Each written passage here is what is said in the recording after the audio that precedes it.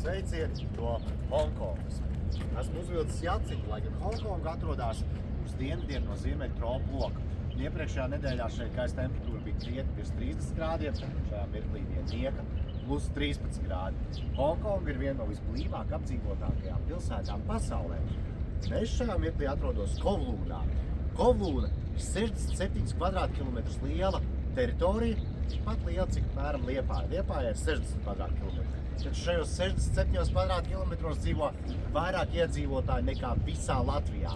Vairāk kā 2 miljoni iedzīvotāji. Turklāt Hongkongā ir daļas, kur iedzīvotāju blīvums ir vislielākais pasaulē, kas ir ierakstīts par Ginesu rekordu grāmatā. Šeit nākamajās dienās joprojām turpināsies vēss laiks. Nākamā nedēļa atkal atgriezīsies siltums. Runājot par Latviju, iepriekšējās dienās bija pavasarīgs laiks. Gaisa temperatūra visā Latvijā sasniedz 15-17 grādus. Nākamajās dienās atkal bieži līs. Gaisa temperatūra vairāk būs 8-13 grādu robežās. Baudiet pavasari, sveicieni no Hongkongas un tiekamies atpakaļ Latvijā. Tā.